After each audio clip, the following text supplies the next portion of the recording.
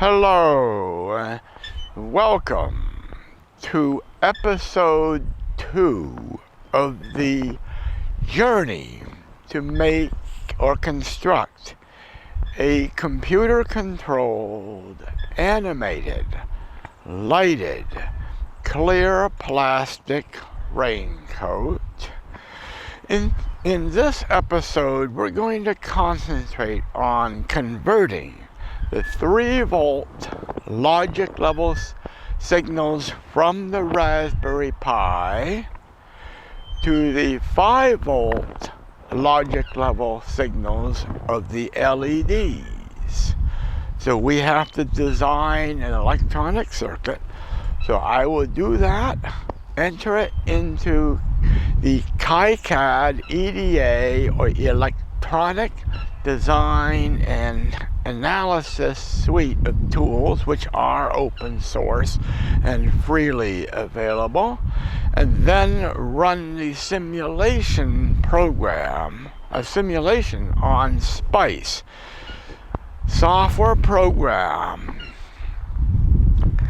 or integrated circuit emphasis, the simulation program I mentioned earlier. Once we do that, then we have to design the circuit board, the printed circuit board, and send that design off to be fabricated, which can be all done online. Now, one thing I forgot to mention, all of my designs, the circuit board, the software, the program, the FPGA logic design, which will come later, will all be available to you, the community, under the Creative Commons license, which allows anyone to use my designs as long as they give me attribution or credit.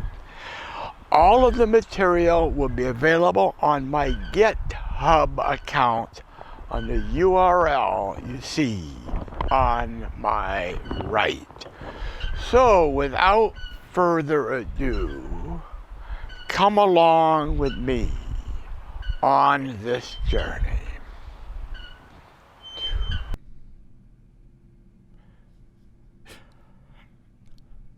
The LEDs we're going to be using are called Dot Star.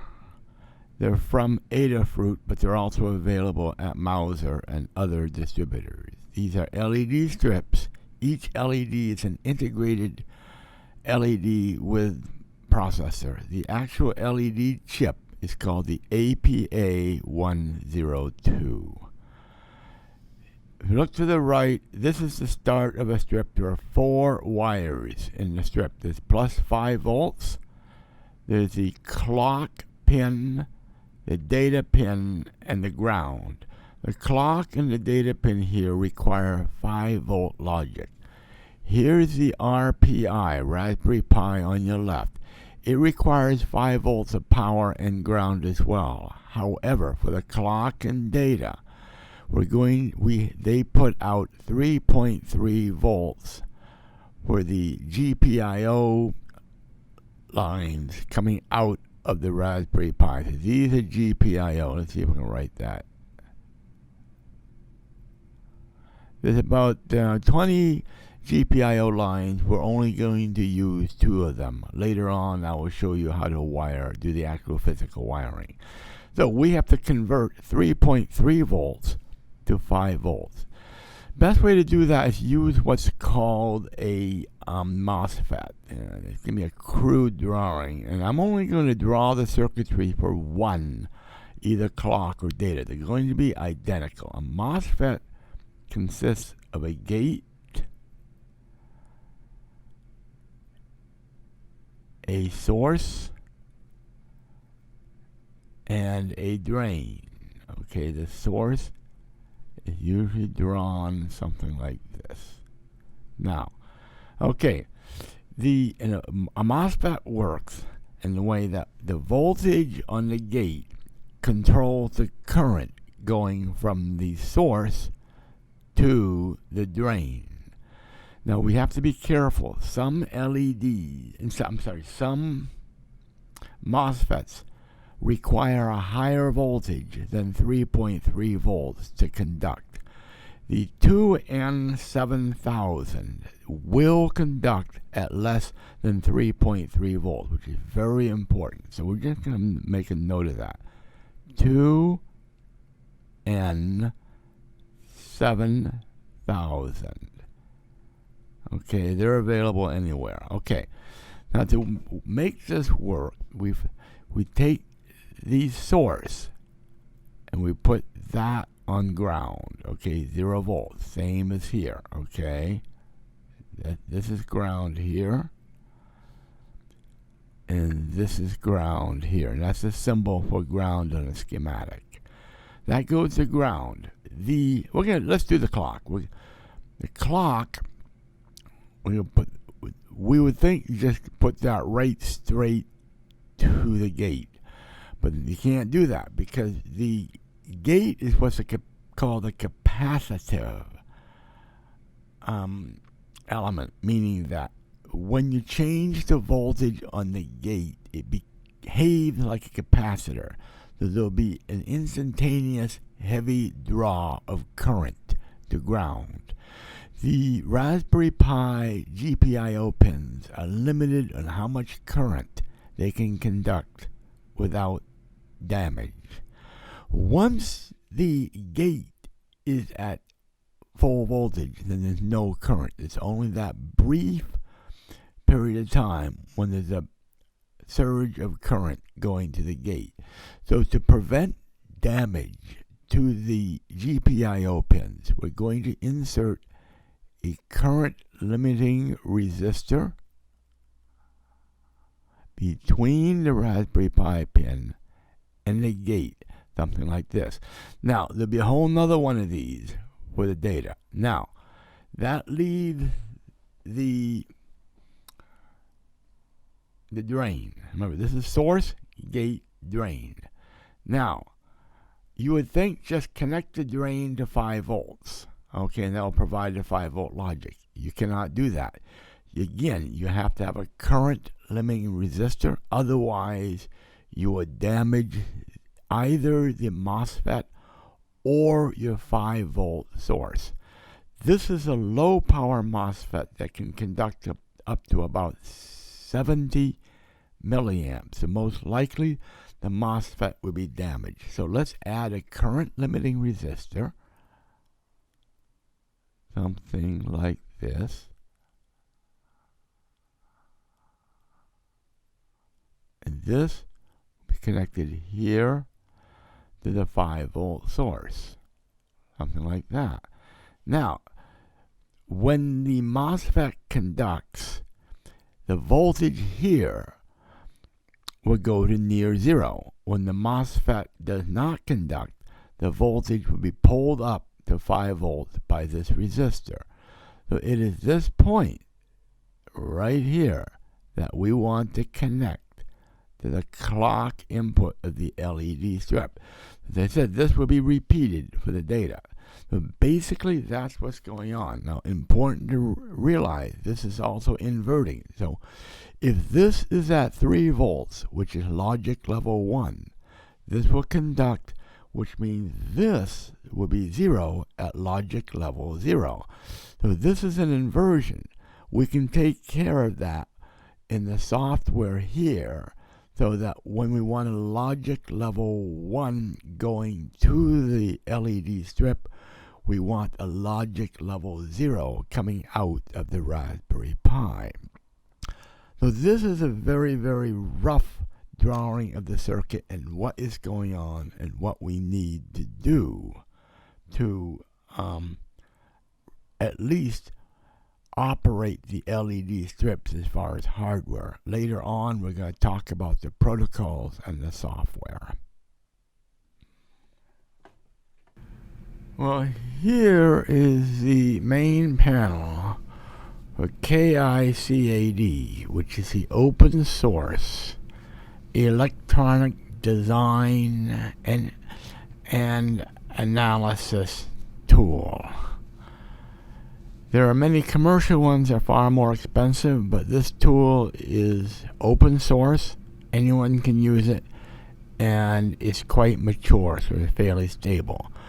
However, before we go on, you're probably wondering, why am I going through all this trouble to design and make the level converter that's required to take the 3.3 volt logic from the Raspberry Pi to the 5 volt logic for the LEDs?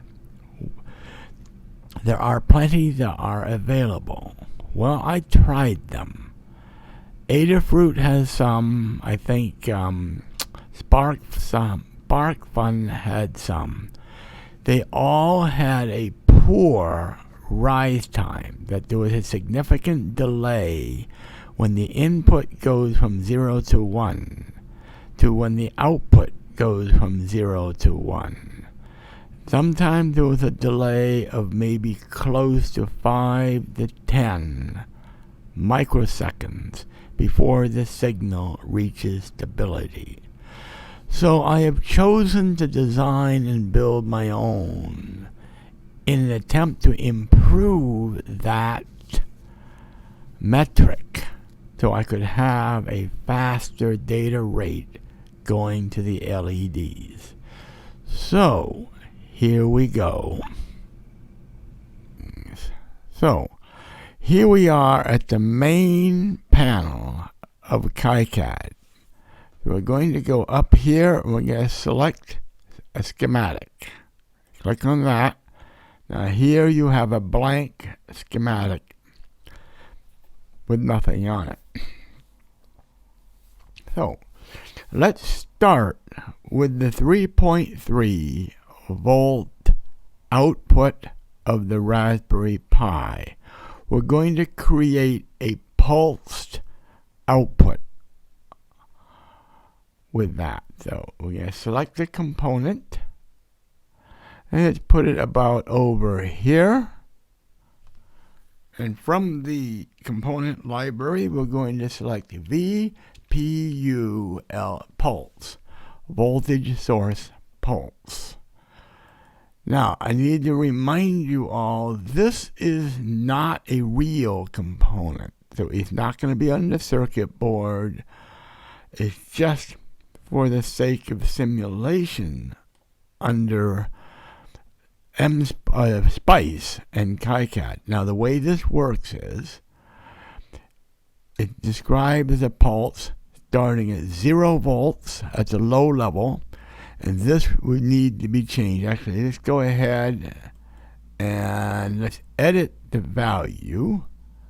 See, edit the field, and this is going to be starting at 0 volts. Then high is 3.3 volts, like that. We're going to start with a 100 nanosecond delay. Okay, the pulse width is going to be, let's make it 10 nanoseconds. Let's make the pulse width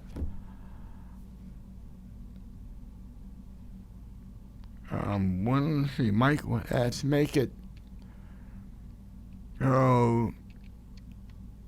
2,000 nanoseconds, which is 2 microseconds. No, wait a minute, that's my mistake. No, the second parameter is the rise time. We can say 2 nanoseconds for rise time, 2 nanoseconds for fall time. The positive pulse, we're going to make it, let's make it 3,000 nanoseconds. That is 1 microsecond, and the duty cycle, entire cycle, would be 6,000 nanoseconds. So let's do this. Let's make the delay 1,000 nanoseconds. So we're going to see ground level for 1 microsecond. Then it's going to go up for 3,000 nanoseconds or 3 microseconds, then down for another 3 microseconds, and so forth and so on. So let's double check. 0 volts is low, 3.3 volts is high. With delay for 1 microsecond, rise time 2 nanoseconds, it's going to stay up for 3 microseconds. Fall time is 2 nanoseconds. Then for a total duty cycle of 6,000 or 6 microseconds, which is 6,000 nanoseconds.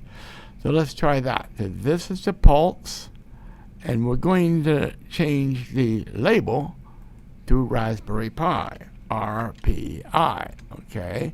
That's the Raspberry Pi, okay? Let's move back a bit now. This is going to feed, first of all, the first thing the signal is going to go into is a resistor. So let's instantiate another component, R for resistor. Okay, let's rotate it 90 degrees, and I believe, if I'm not mistaken, to rotate is an R. So we'll go right up, and I didn't want to do that. We forgot to instantiate it. So R, instantiate it. Then we're on it. We do a rotate, 90 degrees. And then, if I'm not mistaken, to move it is an M. So we say M, move it, and you line it up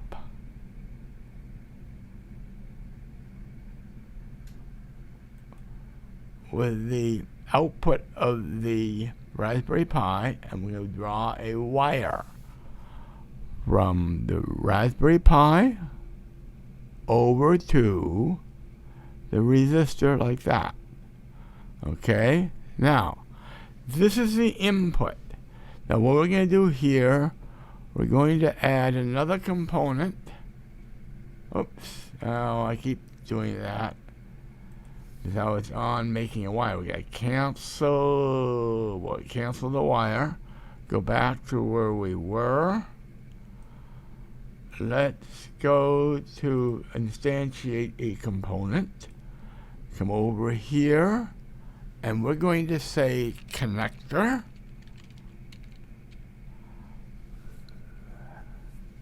Female connector. Okay, very simple connector.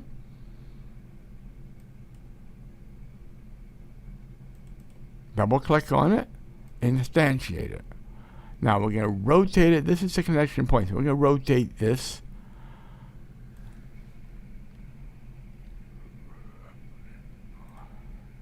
Oops, don't want to do that. You don't have to click on it. You put the mouse on it. R.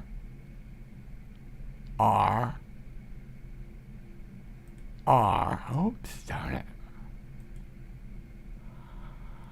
R. Okay, there we are. Make a wire from that terminal to the wire connecting the voltage to the resistor. And we're going to change the label. Change the value, edit value to input. Okay. And we have to go and edit. Oops. We need to properties, edit properties. Okay. And what we have to do is that this is a simple connector. Okay. So we don't need a SPICE model for it. So we're going to disable SPICE model for simulation like that. And now we have a simple connector, and what we need to do is footprint here. Go to the footprint library. This is what it's going to look like on the circuit board. So, connector. Okay. Let's see, what do we have? connector wire. Let's see what that has to offer. Look at all this. Try to move this panel over. Looks like okay. We want inner diameter. Let's see if I remember how to do this. 101 0.9 millimeter. I think this is the one we want. Okay, so we want that. So that's the physical footprint. So that's all done. Now, we want to change this. Let's see, edit footprint field. We don't need to see that, so let's not make that visible. There you go. That's the input. Now, the next component we select is going to be a bit complex. This is the Mosfet that's going to be used to take the 3 volts pulse in and then allow a 5 volt pulse to be created at its output. So let's instantiate a component. We're going to put it about here, and it's going to be NMOS, and we want drain gate source, this one here. Okay, let's put that, so that's lined up like that. Now we're going to go to, oops, not there, we're going to edit the properties, okay? Edit properties. So the value here is 2N7000. The 2N7000 is a low voltage, low current metal field MOSFET, metal oxide field effect transistor. This is very important because you remember, we only have a swing from 0 to 3.3 volts from the Raspberry Pi. Many MOSFETs will not trigger at 3.3 volts. They require more voltage. Fortunately, this particular MOSFET will trigger at 3.3 volts. Now, we have to figure out the footprint. Let's go to the footprint. Over here. Now, what we have to do, let's open a web browser. We're going to look up 2N7000 footprint. Let's see what we can find. Okay. Let's see.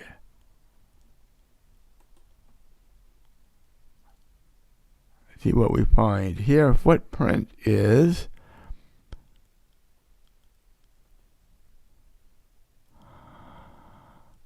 okay. I don't see much of anything here. Let's let's see.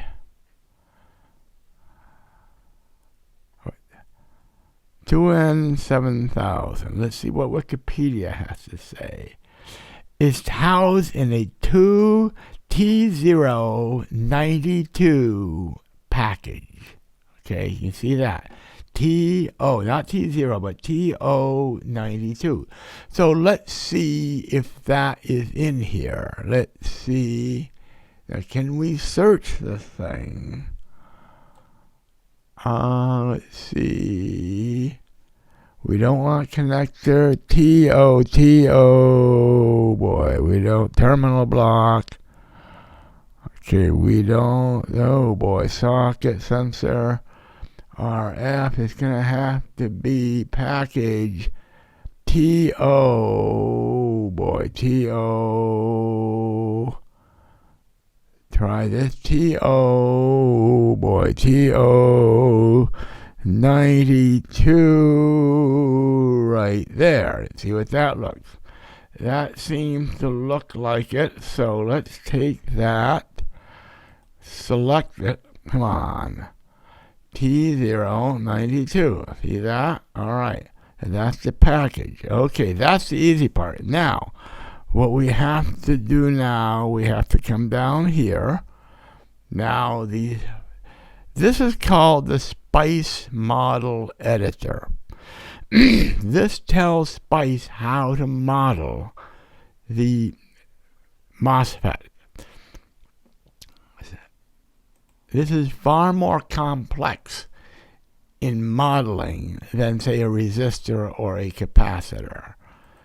So there's a library file that I have already found online. Place to find these are the manufacturer or a big part supplier, someone like Mauser, and that's where I get this from. 2N7000 revo.live. Let's double click on that. Now, okay, let's take this, and this is a 2N7000. Okay. And we have to do that. Spice model 2N7000. Select the file. It is this. Open. And it's okay. Okay, hopefully that's going to work. There's been some bugs in the relationship between the schematic and Spice, and it has to do with this whole thing with these models. So let's say OK here. So now we have the device. Now we're going to now go to make a wire from here to here. Okay. Now we got the. Now here we have the output of the Raspberry Pi going through a resistor to the base, the gate of the Mosfet. Now the resistor is very important because the pins of the Raspberry Pi can only take 16 milliamps, 16 milliamps maximum.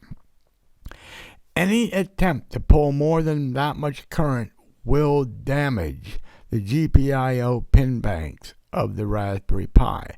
So this is a current limiting resistor. The worst case with this circuit would be that if there's a short circuit between the gate and the drain while this is at 3 volts, you want to limit the current. Now, just from past experiences, I'm going to assign this a value of 1,000 ohms.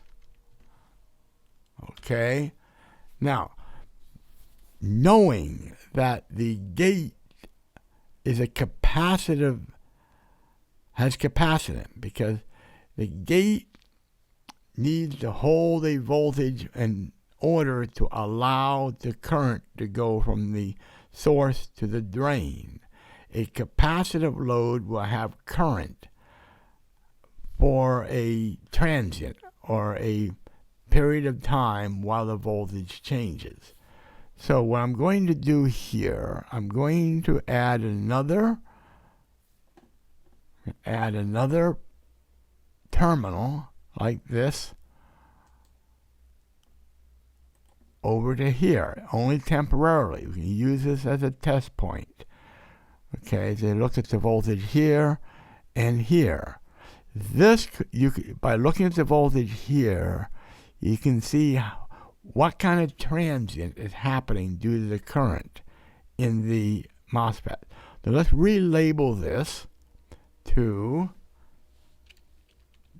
base test. The gate test. Gate. Oops, I don't want to do that. Test. Okay. Now, that takes care of the base circuit.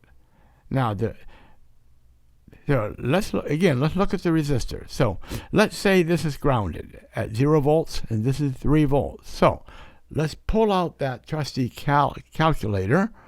Oops, not that one. Let's see. Let's come over here to calculator and let's see. So let's be generous. Let's say 4 volts. divided by 1000 equals 4 milliamps. That's a maximum of 4 milliamps that can ever occur from the output of the Raspberry Pi. That is significantly less than 16 milliamps. So we get a very, very comfortable margin. And that's worst case if it's a dead short. So we have a good margin of safety using this resistance. So let's put the calculator away. Now, next we need to connect the other side of the input voltage and the source. Need to connect those both to ground. So let's instantiate a component called ground, GND. GND is a global label within so anything that has GND will be connected, even though you may not have wires between them. So now let's go to properties, edit properties, ground. We're going to have a footprint, okay? So let's do the footprint, and it's going to be a connector. Let's see. Connector wire. Let's see. Connector wire. This is the one right here. Okay, so we got that. We don't want to show it. That, and this is, and this should be it. So we're set here.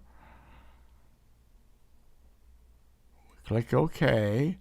That's ground. We're going to put a ground here. We're going to duplicate it and put another ground here.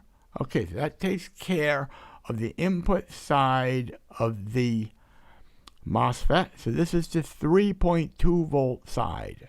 So now let's come over here.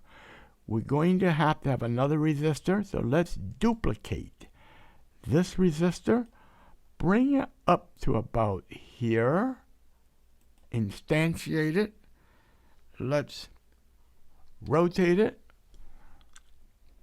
and we keep it at 1000 ohms. And the way we figure that is we're going to have 5 volts here, 5 volts over 1000 ohms. So let's bring out the calculator. So 5 volts over divided by 1000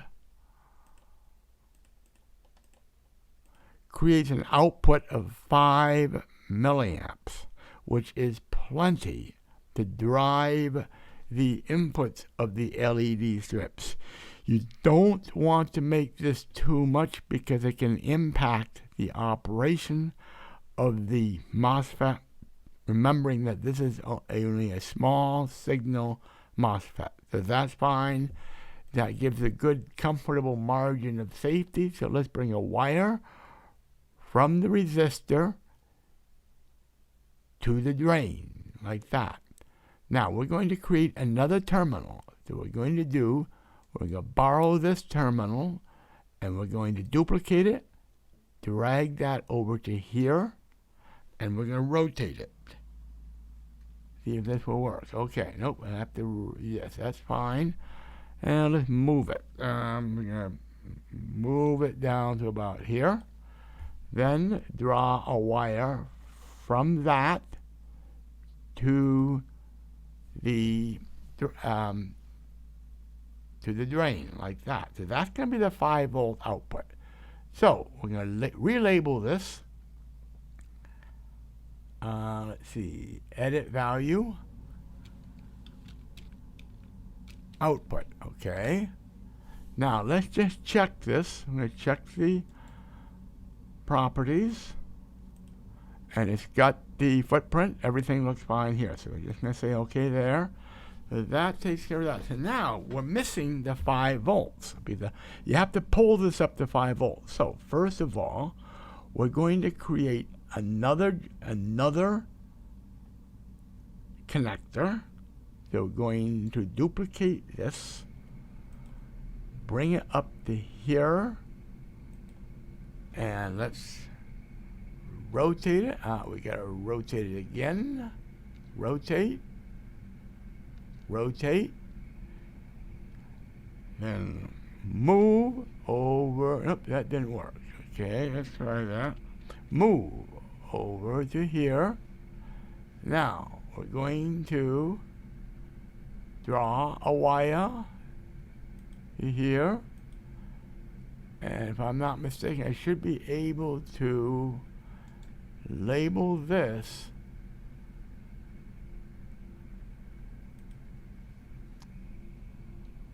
"5 volts plus," I think. Now that I may have to change that, but there's a global symbol for 5 volts. And now we're going to come over here and instantiate another component, which is the 5 volt supply. So let's come over here, and I think it's plus 5 volts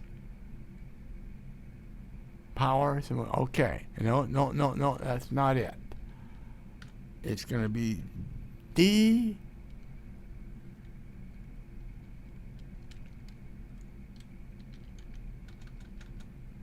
Wait a minute, no.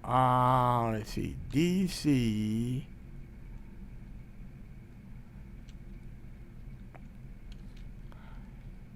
Oh boy, now you remember how to do this. This is DC.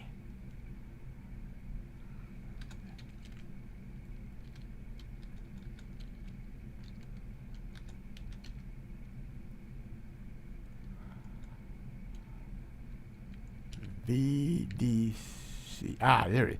Simulation Spice VDC. Okay. We instantiate it. And we're going to put it right here. And this is the value. So edit field. This is DC at 5 volts. Like that. Okay, now, actually, let's do this. I'm going to change this. I'm going to get rid of that terminal because there is another. If you do a plus 5 volt, that's a power symbol, a global label. So let's select that. That goes to here, like that, wire. Now I don't know, let's see, we go to properties, 5 volts, power, okay, footprint, fire, solder wire, the one we just had, okay, and that's all we have to worry about that. So now, and we do the same, we copy the same thing to here. For both of them go to the same label. So we take this, duplicate it, bring it down here, go there. And now both of them should be wired. Now we do one more thing. Here we have to go to ground, okay. Let's see, nope. No, we don't want a wire. We want to cancel the wire. We instantiate.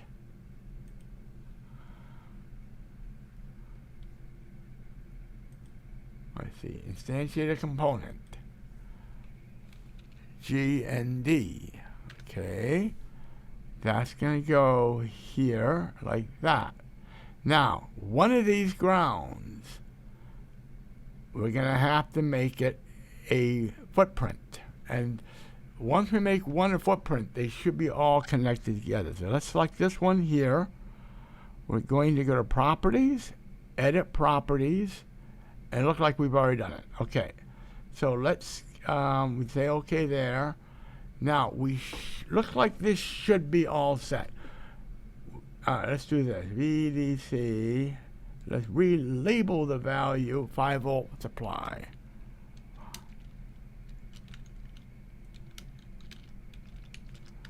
Alright. So, we got the low voltage side from 0 to 3.3 volts here. We got the output side, which is the high voltage side from 0 to 5 volts, which is suitable for the input of the LED strips. So let's go ahead. We have to do what's called annotation. That will take care of the numbering of the jacks and the resistors and the other components. We come up here, annotate, close. So we got J1, J2, J3, R1, R2, Q1, V1, and V2. So we should be able to do a simulation of this. So let's see what happens. We come over to Tools, Simulator. So we get this panel here. Now, we have to do the settings, how we want to simulate it. AC, that's sine wave. We don't want that. DC transfer 6 DC. Let's do a transient. We're going to do timestamp of 1 nanoseconds. We're going to do a final time of, let's try 1,000 nanoseconds. No, let's try 5,000 nanoseconds, 5 microseconds, initial time of 0. Okay, now let's see what happens. It looks like we've got a simulation. You're not going to see anything because we haven't selected the signal. Now, let's look at the input. Input is J1. Okay, you get an upswing and a downswing. Now this may be a little 1 microsecond, 4 microsecond. We maybe, yeah, let's leave that. Most important, you want a downswing, upswing, and a downswing. We may want to make this a little bit longer or make this shorter, but let's see what happens. Now, let's look at J2. That's the gate. Now, you can see the effect of the capacitance of the gate. Remember, this is through a resistor. When the voltage goes up, it's going to go up a little bit to a point. Then you're going to start to see the capacitance from the gate to the source take effect. And that's why you see a decay here on the rise and see another decay here on the fall. Okay, because now what we can also do, let's look at the current through R1. Okay, now see that? Look at that. It's a big, humongous amount of current right there going through R1. It's a peak, kind of a peak here. So that's what I was talking about.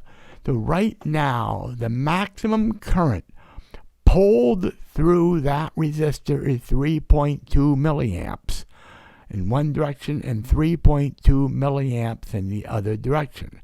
Now, my calculation was for worst case, which was 5 milliamps.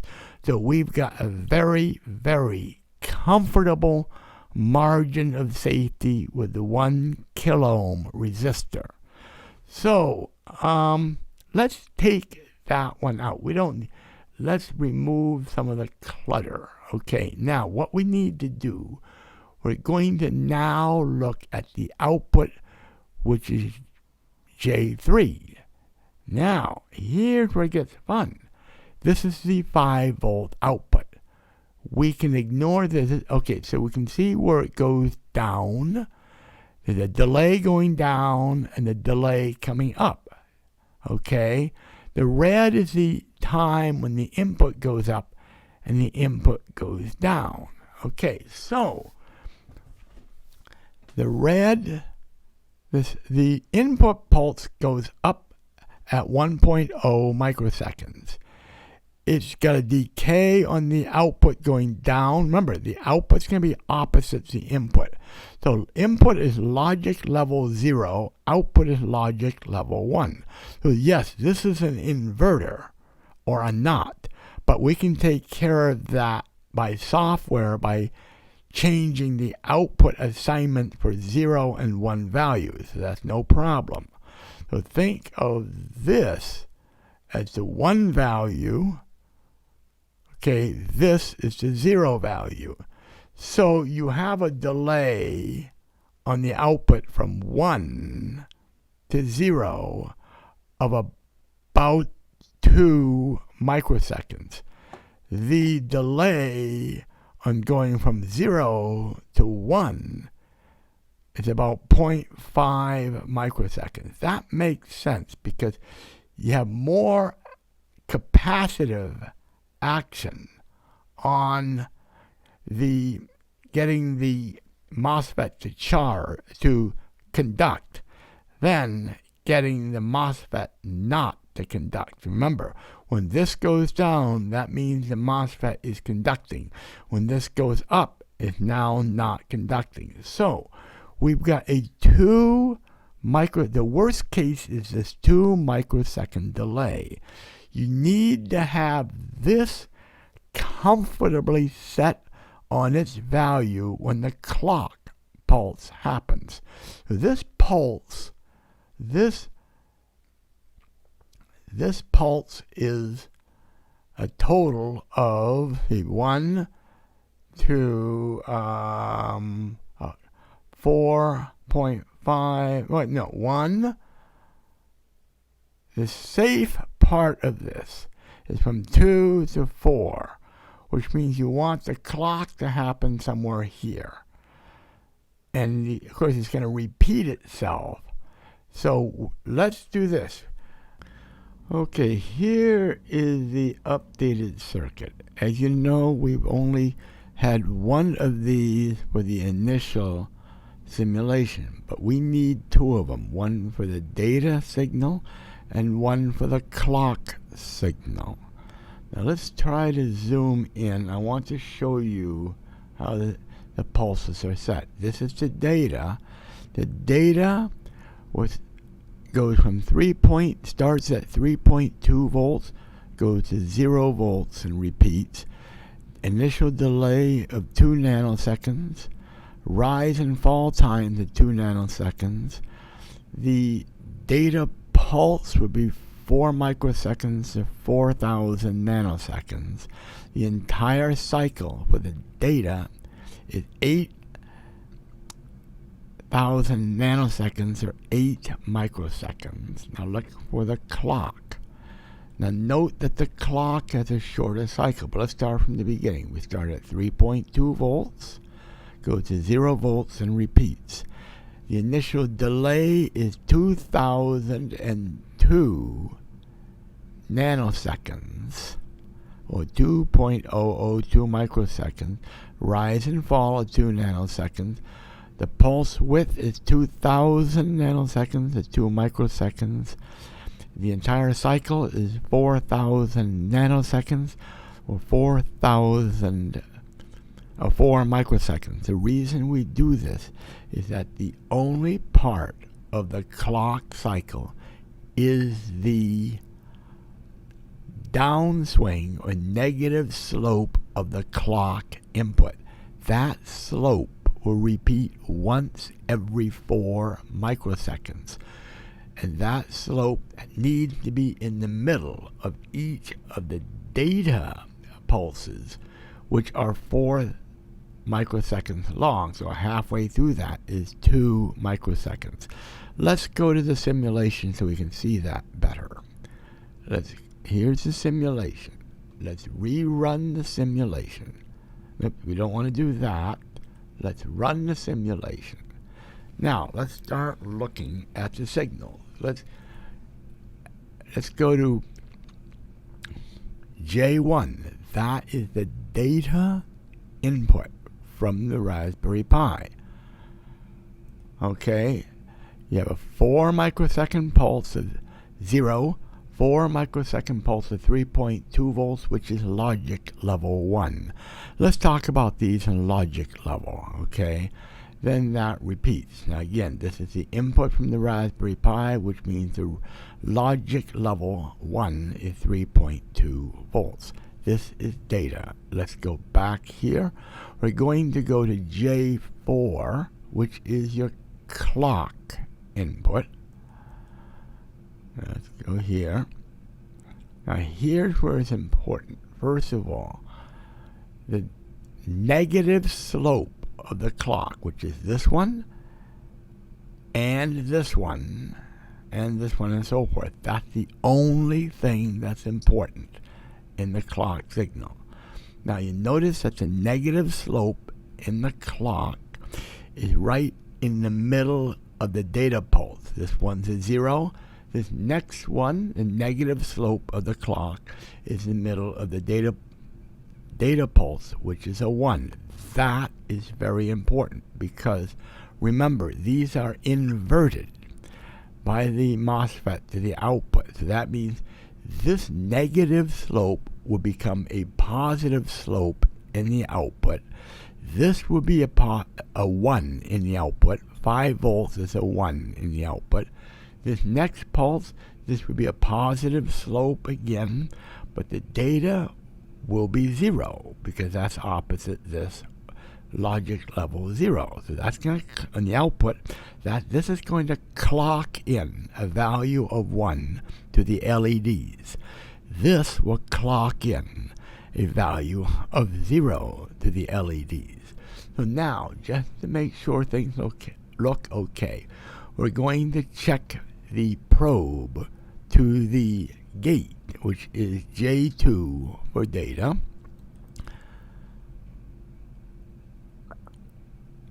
This is what the data is.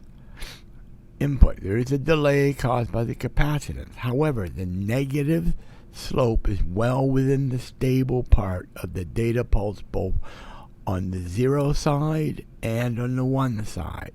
Now let's look at the clock's gate probe, which is J5.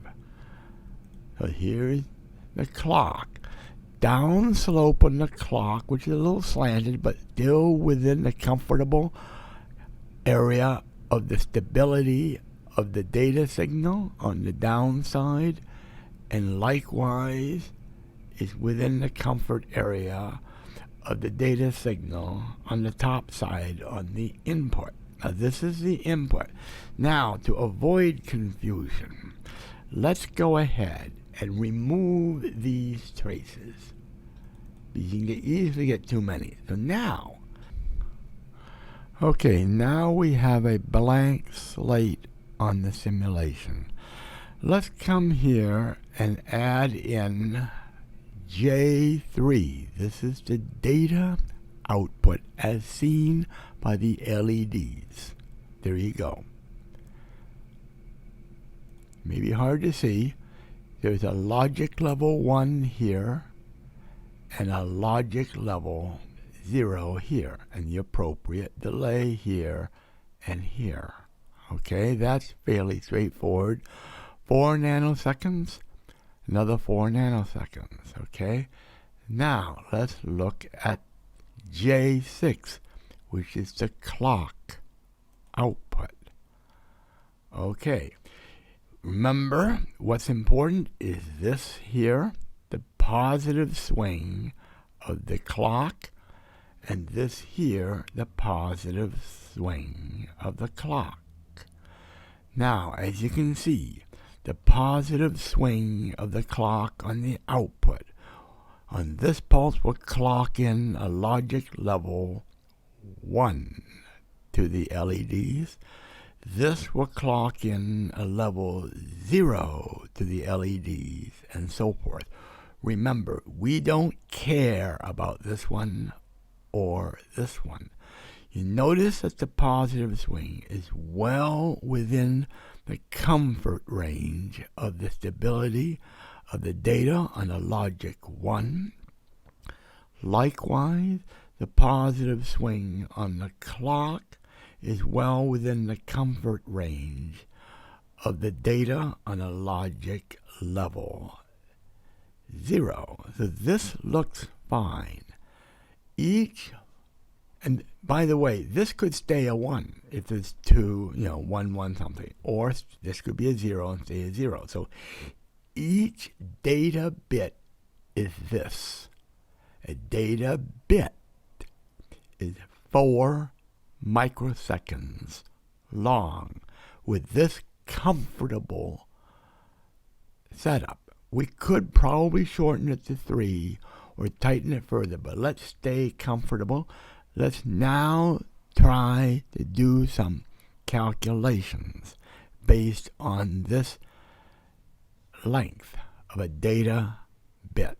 So let's pull out that trusty little calculator, which is right here, and let's get that a little bit bigger, like that. Okay. As I said, 4 microseconds, so 0.0000004. That is 4 microseconds, or 4 millionths of a second, okay? Now, we're going to multiply that by 8 bits per byte, okay? We're going to multiply that by 4 bytes per LED. Start byte, red byte, green byte, blue byte, okay? And we're going to multiply that. Now let's think about this one. What's the longest strip that's going to be on that garment? I'm going to guess it's going to be the strip of LEDs that will start at the base of the blouse, or right about where the back, middle, my back belt, my waist in the back, going up the back of the blouse to the collar, doing a quarter turn around the collar, then down the sleeve to the cuff. I'm going to assume that's going to be around 100 microseconds. So let's plug in 100, okay? And let's see what we have. Okay, this figure, this indicates, using this regime of 4 microseconds per bit, that it will the entire string of 100 LEDs can update at a rate of 0.012 seconds. That's about 100. That's about 12 milliseconds. Okay, now let's think about that. I'm going to be dancing out there, swinging my arms around, trying to be really wild. But to swing my arms around a full circle, a circle with a radius of my arms reaching out, that's maybe, I'll be generous, 3 feet. A circle of a radius of 3 feet. Okay, so that's going to be a total footage. Let's say that's 3 feet, so 2 pi r. So 2 times 3.14 pi. Times radius, as I said, 3 feet. Okay, let's see what we get there. All right, the total circumference of that circle that I'll be swinging my arm at the highest speed, say, for every 2 seconds. I know I'm going to be dizziest and fall down on the sidewalk if I do that. That's 18 feet. Okay, so 18.84. Now let's multiply that by 0.012. So that's going to be multiplying it by 0.012. That's the time for each update. That's going to now indicate the distance for each update, 0.22. That's about 3 inches. So at the very tip of my sleeve, my wrist, you're going to see the LEDs update every 3 inches, okay? And that's if I am spinning at one revolution per second. Let's be more reasonable. Let's break the 18.84 into 2. Okay, let's be generous. Let's say 10 feet. 10 feet of radius times 0.012. And where's the equals? That's probably more like it. That's 2 inches. Okay. So you're going to see an update of that strip at the end of that strip every 2 inches. Now, standing 10 feet away from me or driving toward me on Holly, that's going to look pretty much very close together as far as any persistence divisions or whatever. I think this is well within the limits on how fast I can swing and well within the comfort zone of stability on each of the clock cycles. So that pretty much takes care of the simulation. So what we have to do now is get ready to make this into a printed circuit board. And it's a lot of things we have to do. We have to remove the pulse.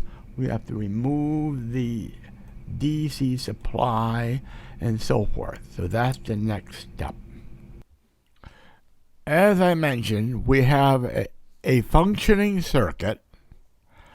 Granted, we may need to tweak some of the resistor values. However, the basic outline of the circuit appears to be okay. Now we're ready to make some prototype circuit boards. Now, to do that, we must prepare the circuit before we go into the circuit board tool, which is right here. First of all, the sources, the simulation sources, have to be removed. So let's go ahead and do that. Let's make sure we're in the selection tool. Let's see, there we are. We're going to do delete block, okay? We're going to delete that block, which is right here, and we're going to delete that block, which is right there, or right there. Now, this test point here and here, we delete those. We're not going to need those. We delete that. Whoops, too many things. Cancel. So we delete that block, and we delete that block. Okay.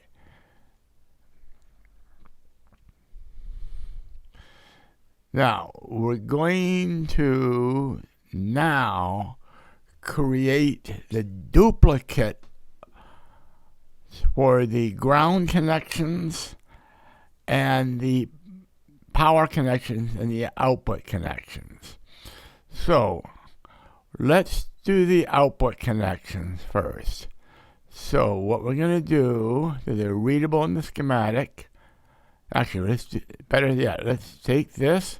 We're going to duplicate that block, something like that, and the output. We're going to duplicate that block as well, like that. Okay, let's go to the wire, and let's connect them from here to here.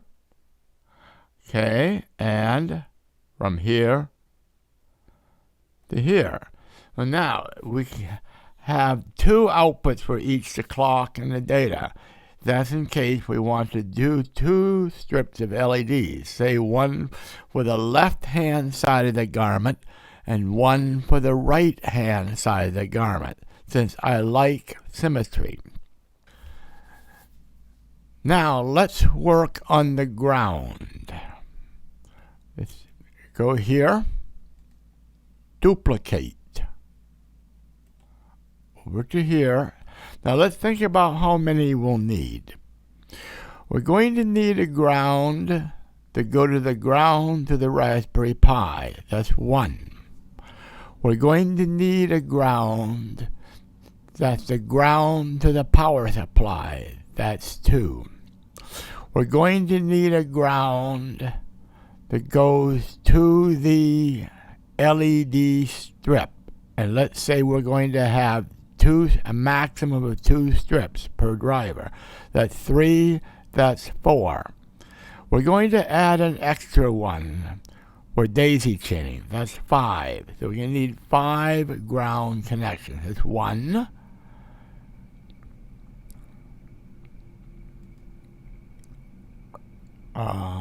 Duplicate.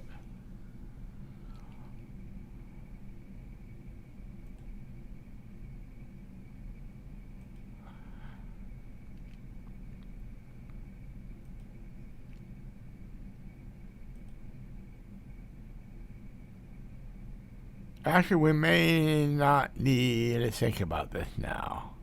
No, we do. We need 5 of these. Okay, that's your schematic symbol, but we need a jack for each one. So let's take this jack here. We're going to duplicate the jack. Let's see, why isn't that okay? Oh, that's funny. Let's see, maybe it's right there. No, we don't want to do that. Something's not right. Okay. Oh, let's go here. We're going to point to here. Nope. Go to there. And C for duplicate. To here. Now, we're going to label this GND, the edit value. GND. Okay. Now, to save work, let's make sure this has a footprint. Let's look at properties, edit properties, and it does. We have a footprint. So when we duplicate it, it's going to include that, so we don't have to manually set the footprint for each one. So that's takes care of that. Now we're going to be here, copy to here. Whoops. Let's see, move it. Okay, let's zoom in a little bit so we can see what's going on.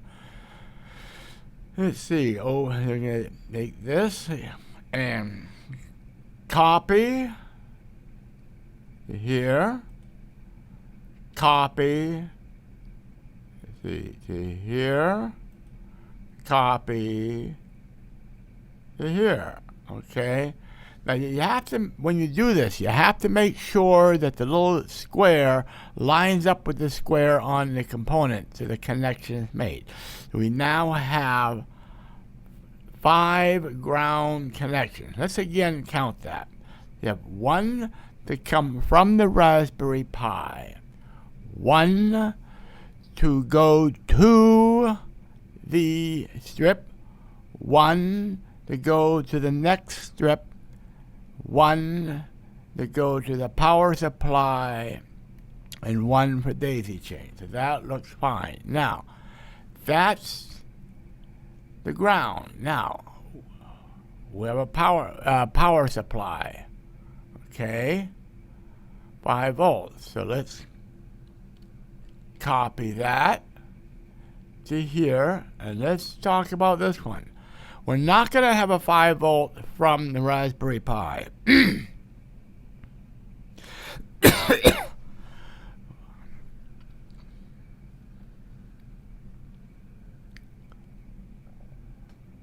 Now let's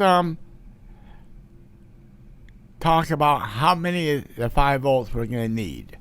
We're not going to take the 5 volts from the Raspberry Pi, so that's out. We have 5 volts going to the LED strip, first one. We have 5 volts going to the LED strip, that's the second one.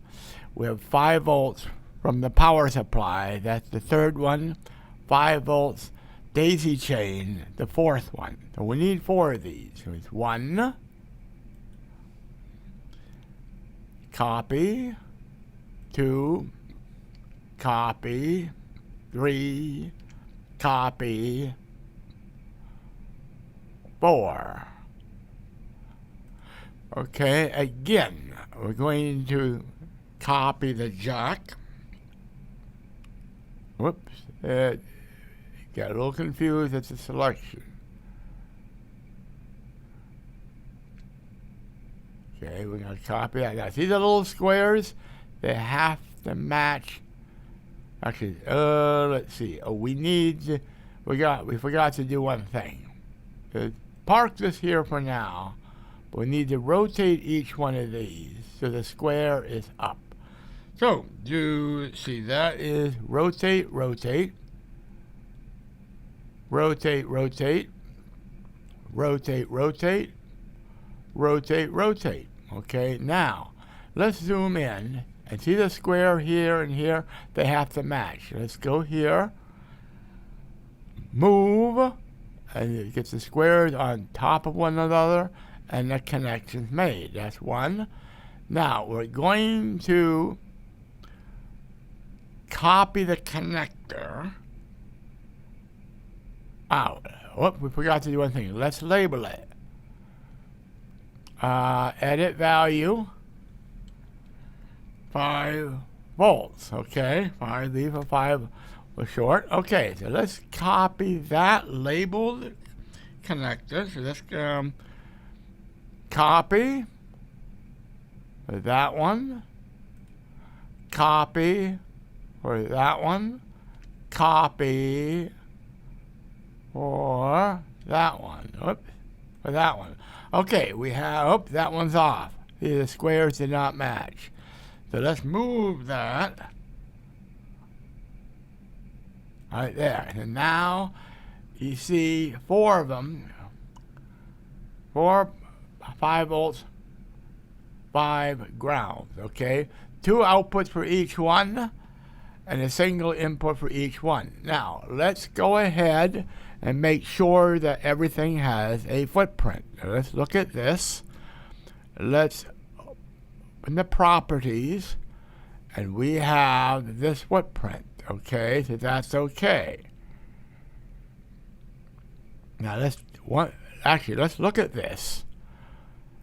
In the footprint, you have connections 1, 2, and 3. Okay, with the sidebar,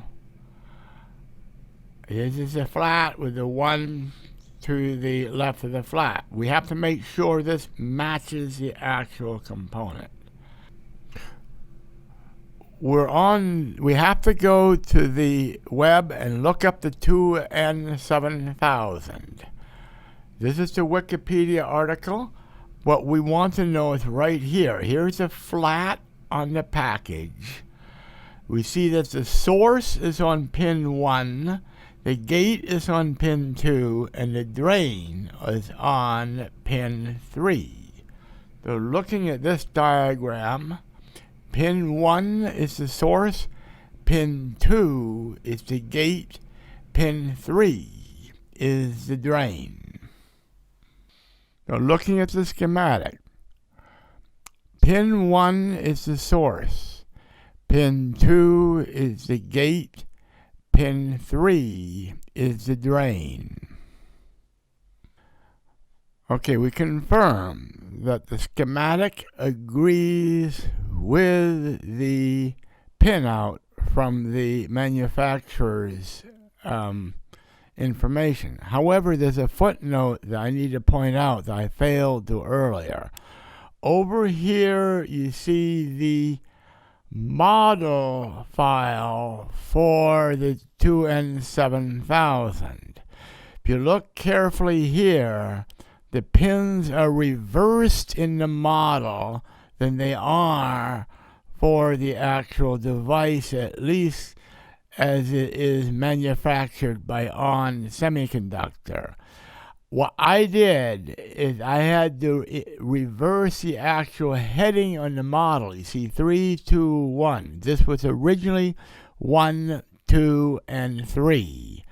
I failed to note that when I talked about this, but you have to be careful that the model agrees with the schematic and that the schematic agrees with the actual device you're going to be using. I've lost about 2 days of effort because of this kind of error. So that takes care of the device, the Mosfet. Now let's look at the resistors.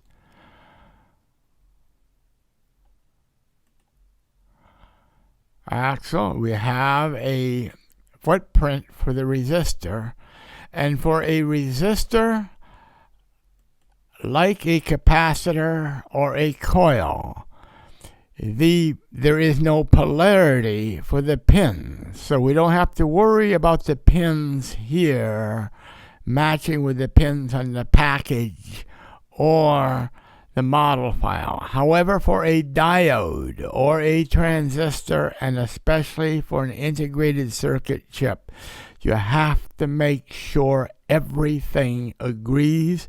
Otherwise, you're asking for trouble.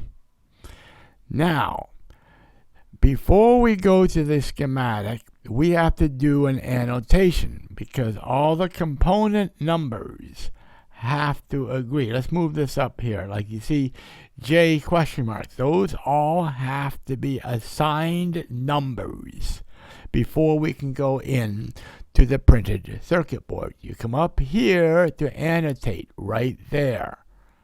Click on that and you click annotate and make sure that there's no error messages here. And it looks like everything's okay. So let's close this.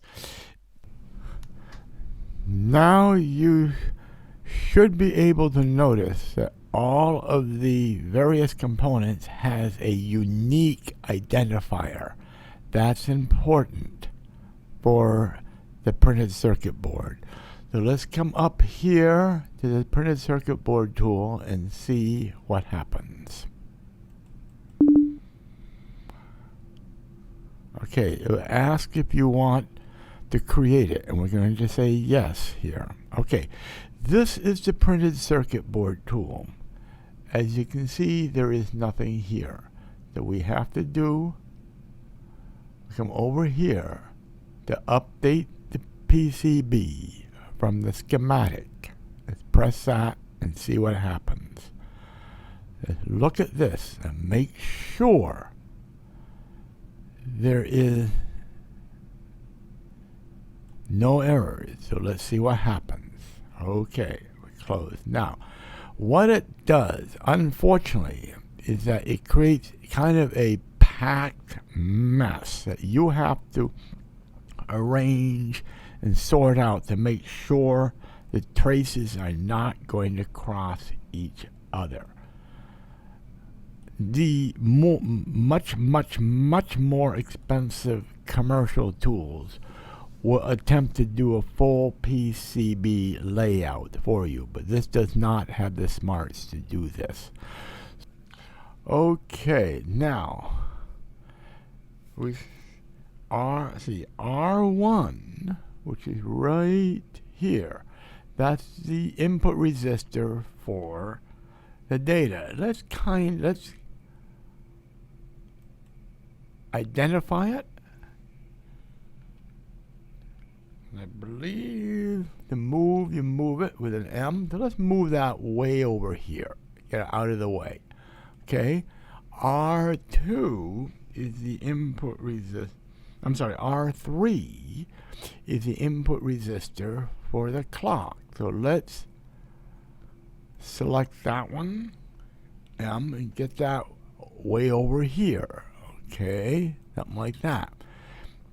Now, let's see. Some of these are going to be hard to read. I'm going to have to see. Let's see, data.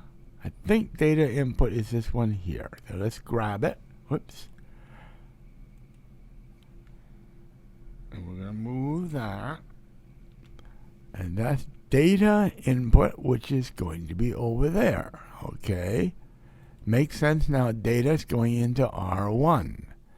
Now, here is the clock input there. Right there.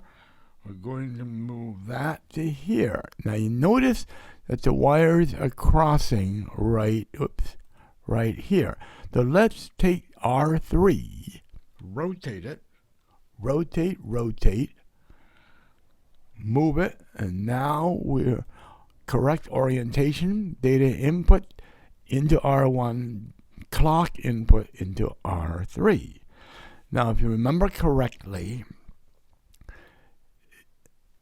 the other side of R1 and R3 would go to the respective gate on the Mosfet. So let's do this to make this easier.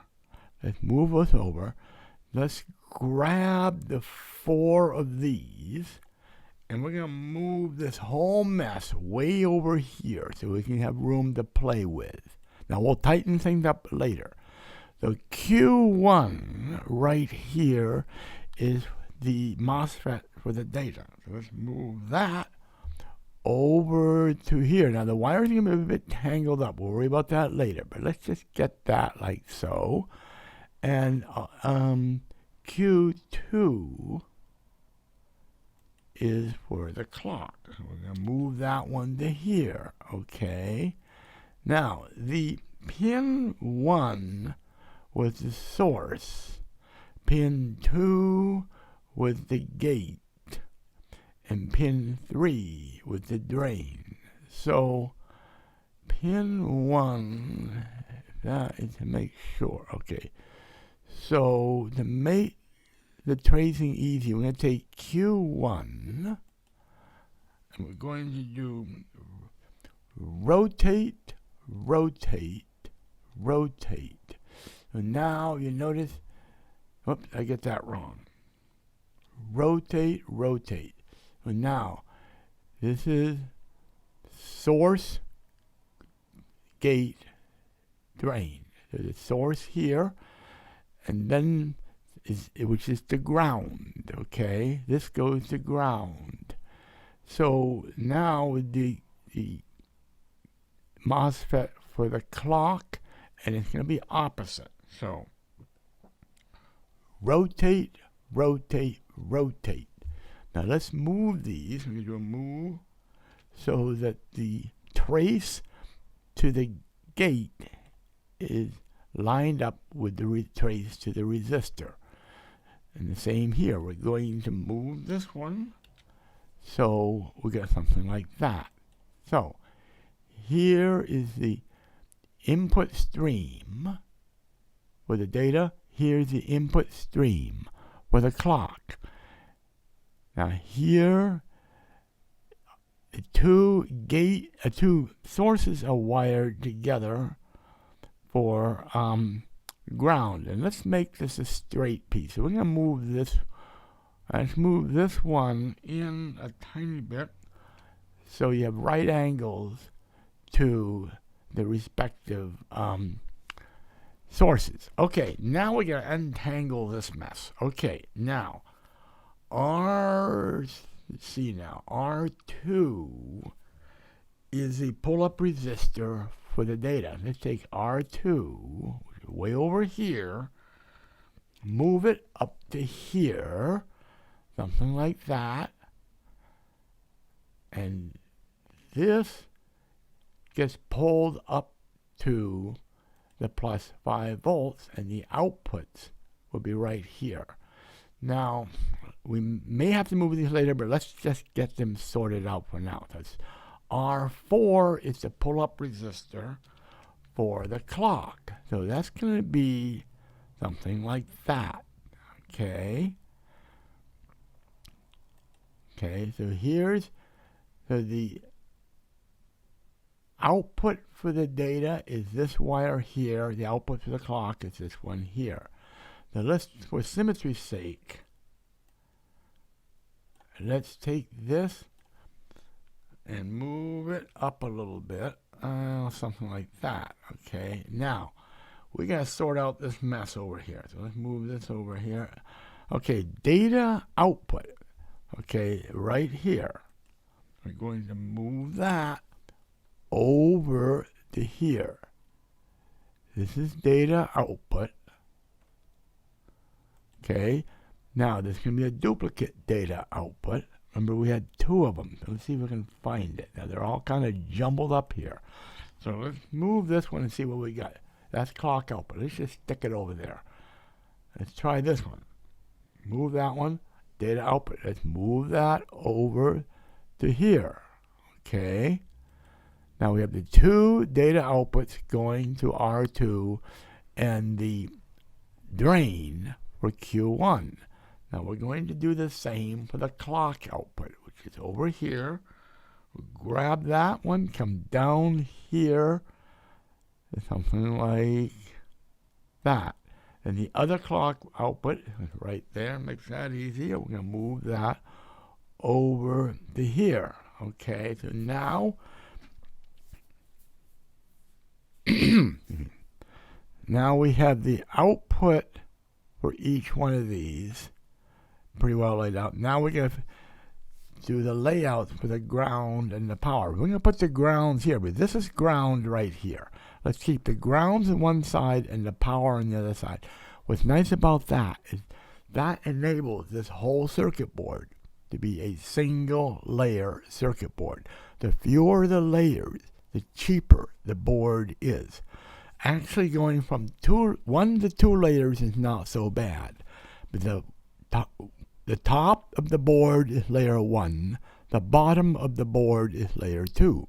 If you go to more than 2 layers, where you have layers inside the board, the expense or the cost of the board shoots way up. So let's take ground over here. Move the ground, this first ground to here. Move this ground over to here, like that. Move, see, the next ground is right here. Move that to there, like that. And see, ground there. Move that to there, like that. And let's see, it's going to be another ground. Let's see, 5, oh, yeah, right here. I believe this is it. You notice, come on now, move. You notice that the ground, that move it, it's smart enough to move the wire to the nearest wire of the same signal. So you got the source going to the first one of these, and they're all wired together, okay, which makes sense. Now, here are the power ones. To keep the board compact, let's try, you don't want to do this, but you're crossing the ground. You'll be crossing the ground connection if you go here. So let's keep the power ones.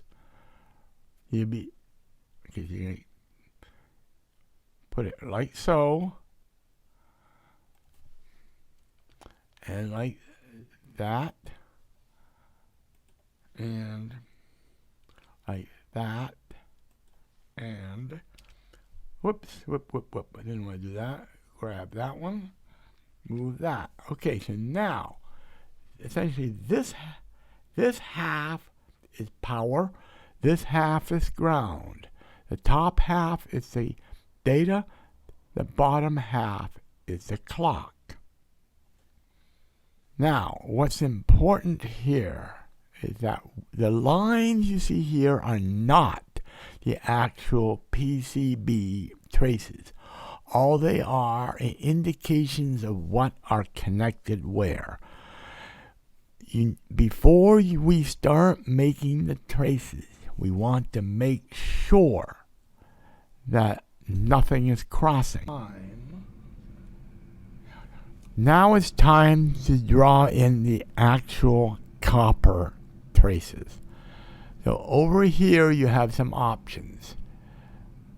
Let's look at track. That's your copper. There are already 3 options here. I had added these 2 in earlier. If you want to add another size, you go here and you'll be adding another size. But let's not bother with that, because I'm concerned that if you draw too much signal or power through a trace that's narrow, you will be adding inductance, which can adversely affect the performance of the circuit at higher frequencies. So, I don't want the 0.250 millimeter. Let's go as a minimum to 1 millimeter, okay? That's for the signals and anything going to and from the Mosfets, but those are very narrow or small pads. However, for the daisy chaining of the ground and the power, we're going to use the full 2 millimeter tracing to allow for large currents. So let's go ahead. We got 1 millimeter. So we come over here. Let's see if I remember which one it is. Okay, route tracks right here. I think this is correct. Now, let's go ahead from here over to here. There's a track, okay? From here over to here, another track, okay? Let's just double check. Okay, that's right. Then we're not going to do those yet. Okay, we're going to go from here to here, here to here, here to here, here to here. Okay? Now, going from here to here, here to here. They're going to go from here to here, here to here. You notice how it automatically routes them at 45-degree angles, which is suitable for the fabrication. Now, let's go from here to here, here to here, then here to here, here to here. Now let's just make sure that what we have makes sense. We have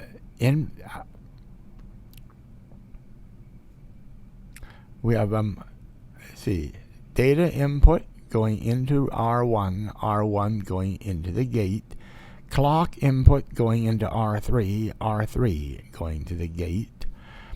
You get the drain of the gate going to the pull-up resistor, going to the 2 data outputs for the data, and likewise the drain here going to pull-up resistor to the clock output. So the signal stuff looks like it's all set for now.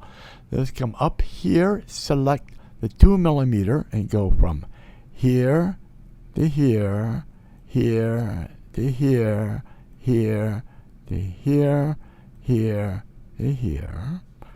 Then from here to here, here to here, here to here. Okay. So it looks to me that we're all set. So the daisy chaining to other boards and to other parts of the jacket have the wider traces. The signal stuff has narrow traces, only because the pads for the MOSFETs are very, very small.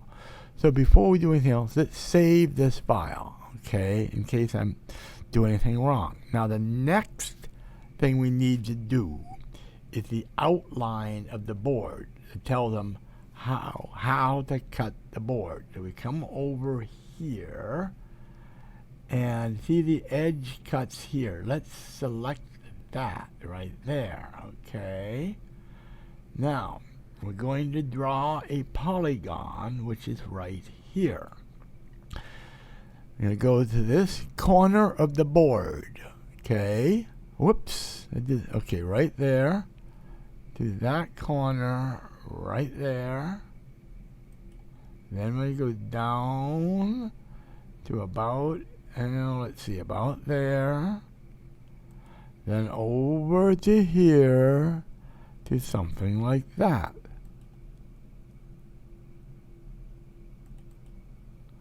Okay, this is the outline of the board.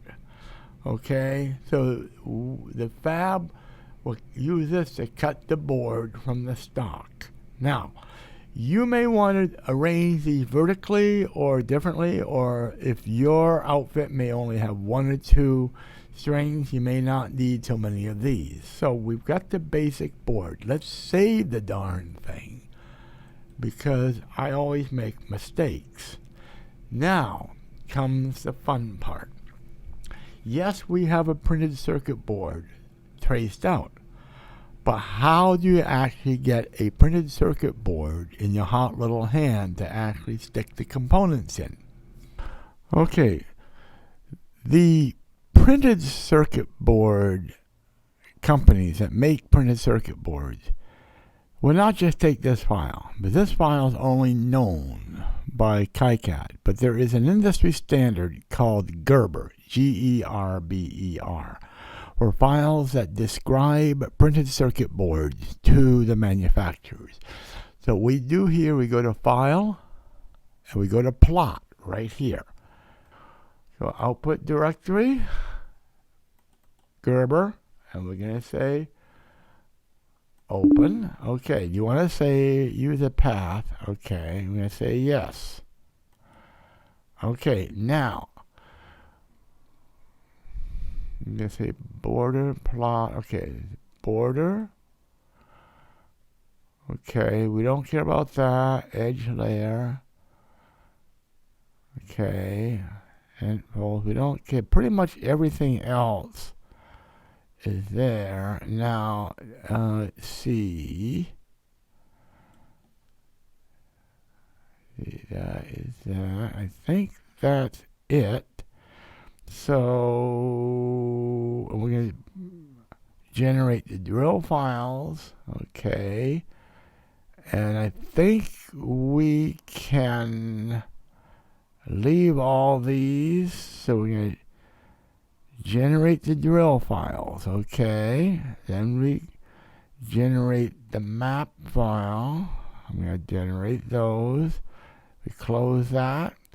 Everything should be okay, so let's go ahead and plot. Okay, and we have all these files. Okay. Okay, and then we save.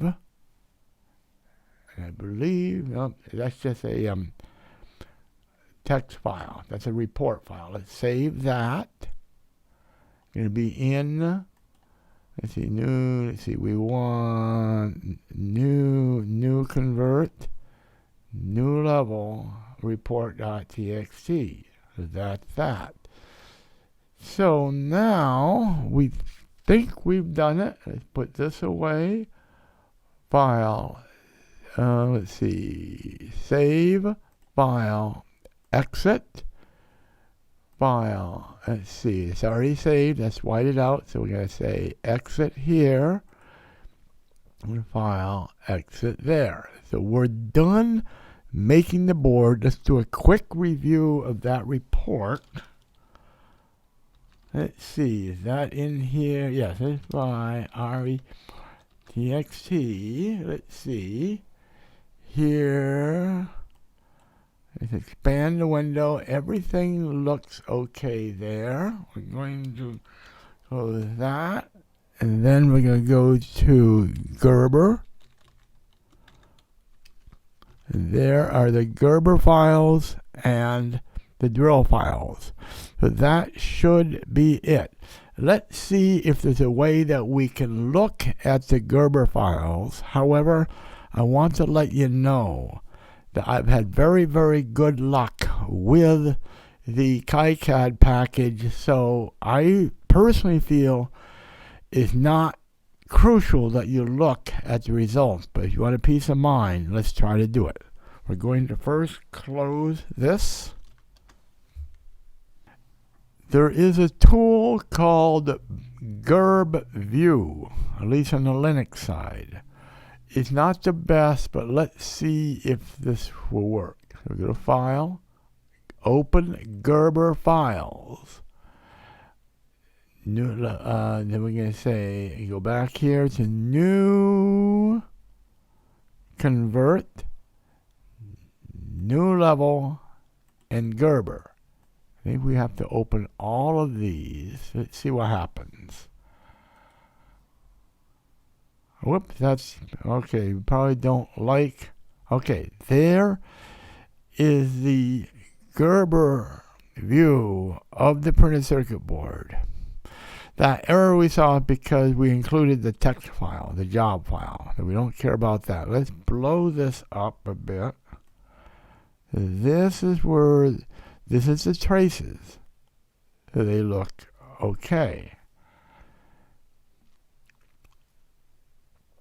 It could also be that you need to look at the drill files. We didn't do that. So let's try this. Try those two files. You open those. Okay. Let's go to the view. Quickly verify that yes, everything looks okay here for the traces. Now, I don't remember. I think you won't see the drills until you eliminate everything else from view.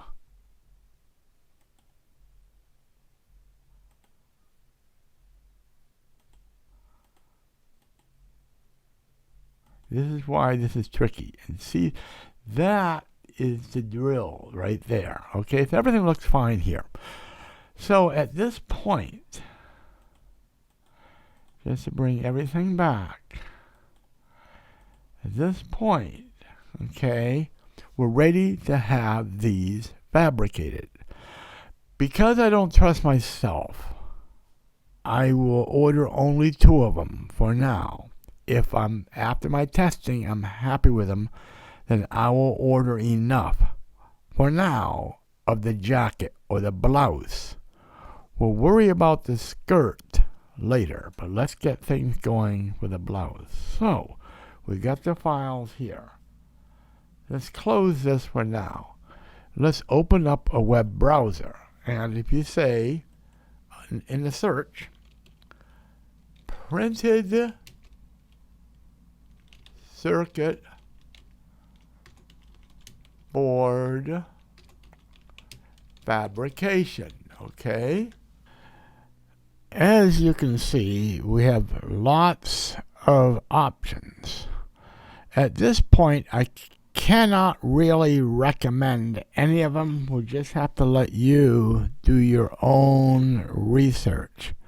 I can let you know about the one company that I have always used. It's called Sunstone. So let's do this. We're going to add another search term. Okay, Sunstone Circuits. This is their main website.